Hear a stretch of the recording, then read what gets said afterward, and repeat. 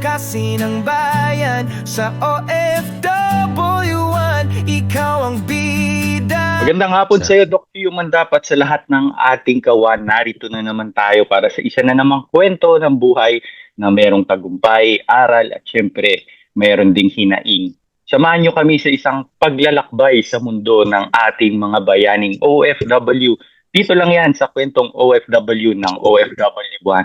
At kasama ngayon natin si Kuya Emer. Kuya Emer, baka pwedeng magpakilala ka saglit lang.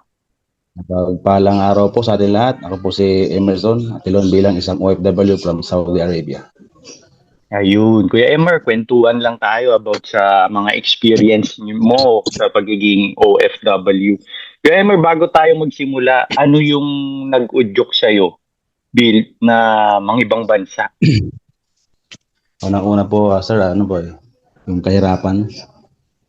Kahirapan po dito sa Pilipinas na yung mahirap maghanap ng trabaho. Dahil po, siyempre, low level lang tayo, ibig sabihin, wala tayo masyadong pinag-aralan. Hindi tayo nakasampa ng stage level na mataas para sa mga magagandang trabaho. Ayun, napilitan po akong umalis para sa mga anak, sa mga bata na nag-aaral. Especially, meron akong isang college level tapos may elementary. Wala akong maayos na trabaho dito, kaya po ako nag-abroad. Ano yung trabaho mo, Kuya Emer, bago ka mga ibang bansa? Ano yung naging mga trabaho mo dito sa Pilipinas? Yun po, naranasan ko po unang-una mag-labor. Basta pwedeng pagkakita, ganyan, nagkardador, especially construction, laborer, hanggang po sa pinilit ko yung sarili ko na matuto sa construction. Ayun, naging tile setter, mason, ganyan, para lang po kumita ng medyo malaki ako. Medyo all around po ako. Diyan yan, Kuya, sa Nueva Ecija o nag-Manila ka na rin? Dumadayo po ako kahit saan. Meron po kasi akong kumpanya dati na sa Pilipinas, yung gumagawa kami ng Globe Tower.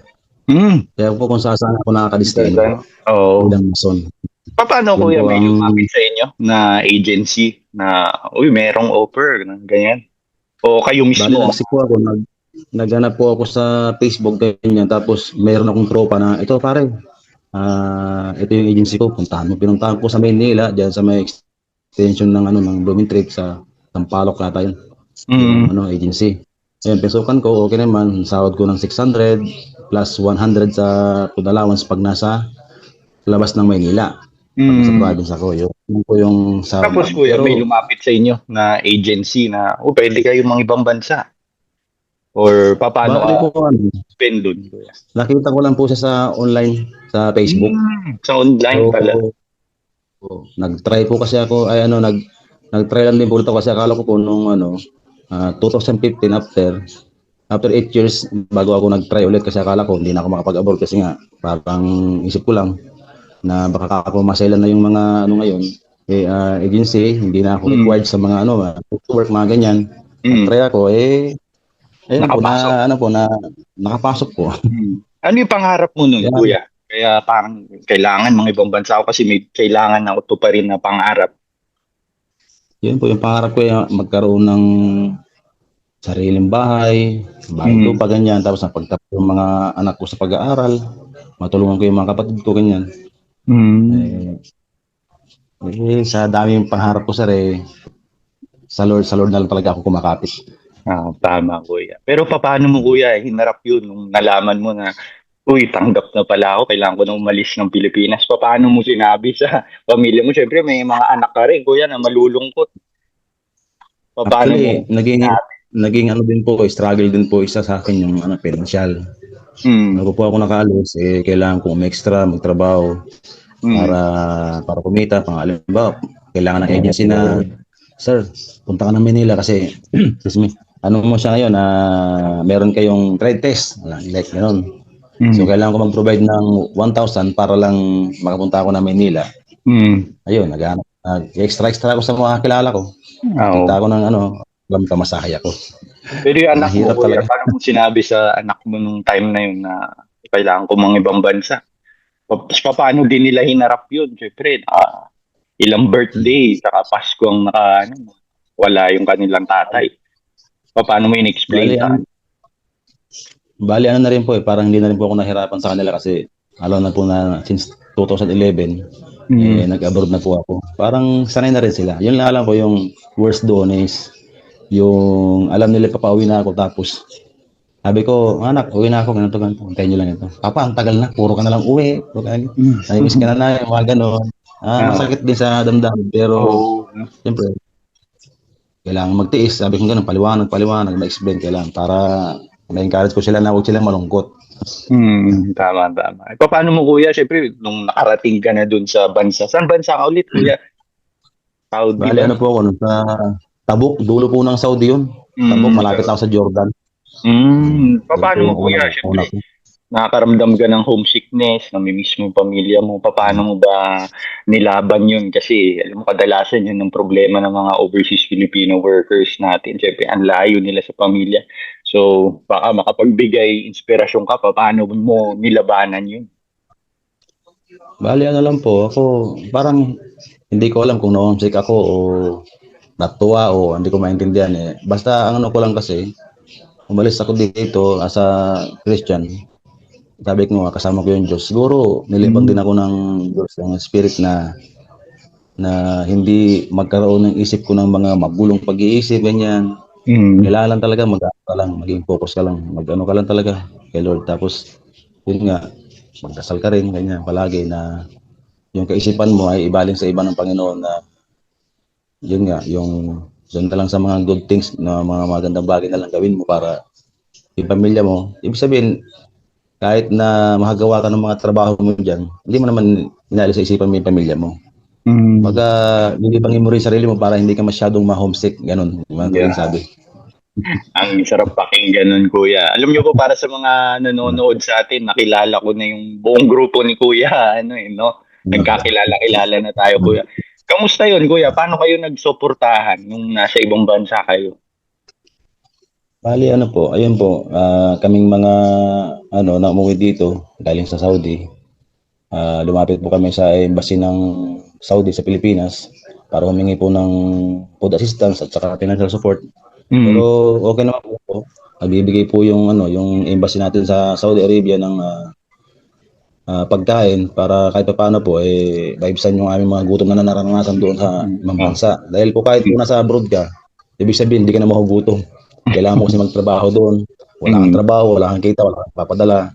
Nagsuffer din yung pamilya ko ng hirap. Hindi lang po ako nakatalagang nahirapan pati pamilya ko kasi okay lang ako kumakain. Sila hindi ko alam kung may makakain sila. Masakit sa isip sa atin na OFW na tatawag yung pamilya mo sa'yo, mag-chat na wala na kaming pagkain, wala kaming masasain, tapos ikaw, although hindi ka naman kumakain ng masarap doon na masyado kasi nga, siyempre, wala kang trabaho na dahil kinihinto ka na ng kumpanya, naranasan mo din yung hirap. Mas doble yung hirap na naranasan ng pamilya mo na iniwan mo dito kasi sila, ikaw yung inaasahan nila. Tapos wala ka naman may padala. Ang hirap kaya, ang hirap ng ganun. Totoo, kuya. Paano mo sila, kuya, kinakausap? Siyempre, kailangan iba yung mapakita mo sa kanila. Kailangan ma-portray mo na malakas ka, di ba? Yun yung kadalasan gustong makita ng mga pamilyang OFW na yung tatay nila okay, di ba? Kaya, alam mo, maraming story ang ganyan Kuya Emer, na nagkakaroon ng mental health problem yung mga overseas Filipino workers. Yes. Kasi pagka hinarap nila yung pamilya nila, kailangan malakas sila. So, paano mo, kuya, pinoportray yun sa kanila? Paano mo ina-explain na, or nagiging totoo ka sa kanila na hirap na ako dito, gano'n?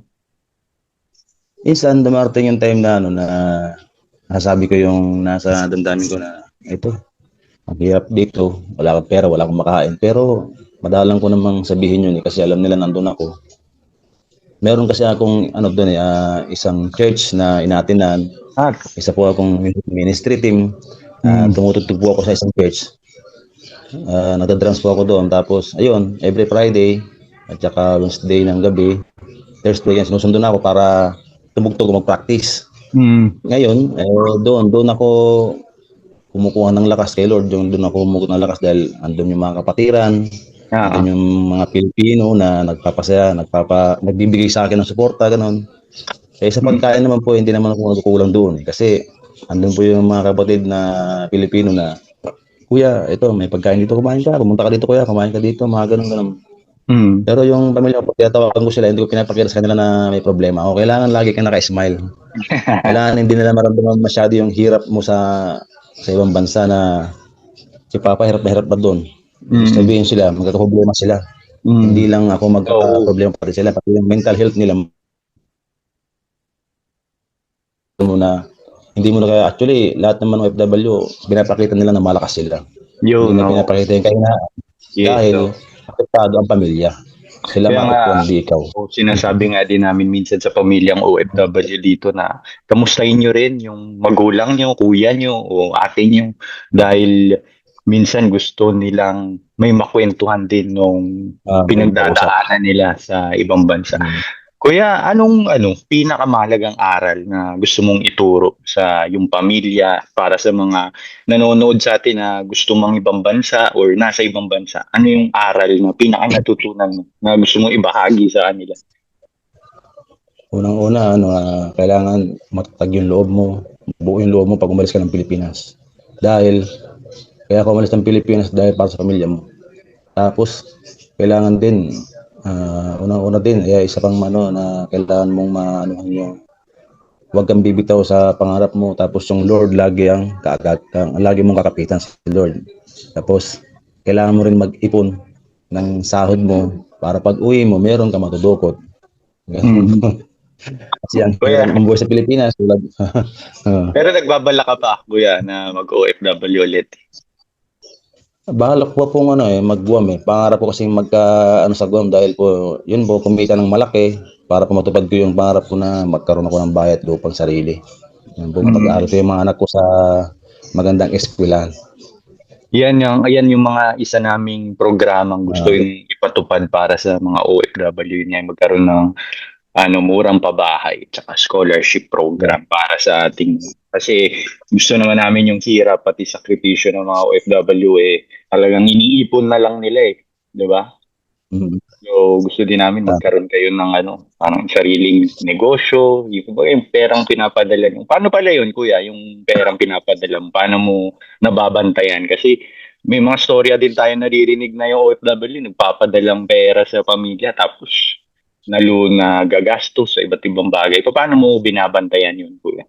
Yung mga perang sa ganung part po naman, sa tungkol sa pagpapadala ko sa pamilya ko dito sa Pilipinas, hindi ko na po siya minomonitor kasi yung asawa ko naman po naman siya, hindi naman siya yung tao na maluho, ganun. Kumbaga, lahat naman ng ginagastos niya ay para sa pamilya. Kumbaga, bayad sa bahay, bayad sa mga kuryente, tubig, ilan naman Minsan, hindi kasi ako nakapagpadala ng 30K, minsan 27, 28 lang pinapadala ko.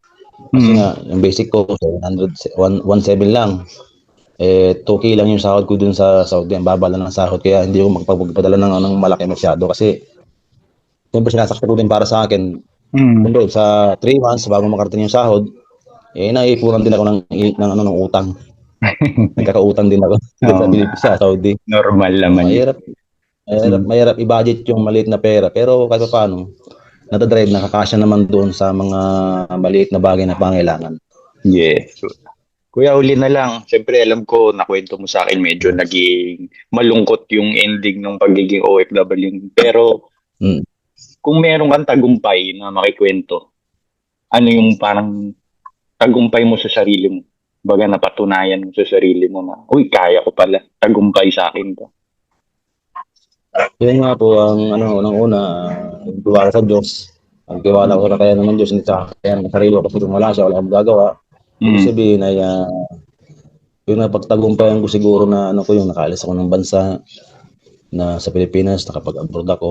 Kahit na hindi maganda yung kinahit na at least, kahit konting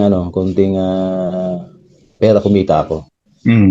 Kumita naman ako ng konti na ipada ako sa Pilipinas. Tapos yung naging struggle sa Saudi na kailangan na namin umuwi, hindi kami makauwi, pero andyan yung embassy ng Pilipinas sa Saudi na tumulong sa amin. Kaya sobrang nagpasalamat ako sa embassy sa Polo, sa OWA, DMW, na tumulong sa amin para mapauwi. Ayun. Tsaka syempre, pinaka-importante doon lumalim yung tiwala mo sa Diyos ng pananalig, no, kuya? Amen. Ayun, kuya. Kuya, alam ko meron ka pang kasamahan na mga naiwan sa Saudi. Baka meron kang message sa kanila or ano, pampalakas loob, pampatibay loob na mensahe.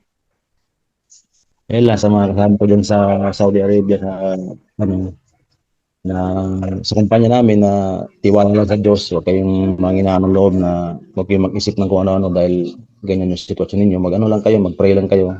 Tiwala lang sa Diyos. Laban lang, kayang-kaya nyo yan. Tulad namin, pauwi kami ng Pilipinas sa tulong ng Diyos, sa tulong ng ating gobyerno sa Pilipinas. Magtiwala lang kayo. Yo. At saka sa OFW1, salamat. Thank you, kuya. Bati ka muna, kuya, para sa may mga pamilya, kaibigan kang gustong batiin bago tayo magtapos. Shoutout nga pala doon sa mga grupo ko sa batch ko na nakauwi na ng ano, sila Mandator na ano naging speaker namin sa grupo namin. Salamat Yo. sa iyo na nakikipag-usap doon sa agency na ganito para matapos yung maayos na lahat. Salamat dahil sa mga grupo ko na sumuporta din sa pag-uwi namin. Yung nung umuwi kami, marami excited. Tutuwa kami dahil lahat naman kami may pagkakaisa na makauwi na. Ayun, talagang laban lang. Ang OFW. Maraming salamat, kuya. Ayan, kuya. Hello? Ayan, maraming salamat, kuya. Salamat din po sa pulak. Kikita pa tayo ulit, kuya. Alam nyo, para dun sa mga nanonood, yung grupo nila, Kuya Emer, talagang kahit may pinagdadaanan, hindi mo mararamdaman nung nakasama ko sila dahil parang lahat kayo masayahin. Parang hindi mo mararamdaman yung mga pagod nila na naging malungkot o kumbaga motivated pa rin sila, positibo pa rin sa buhay, no, kuya? Maraming salamat, kuya. Magkita-kita tayo ulit, Then po nagtatapos ang kwento ni Kuya Emer, naway natutunan po natin sa kanyang storya na tayo po ay manalig parati sa Diyos.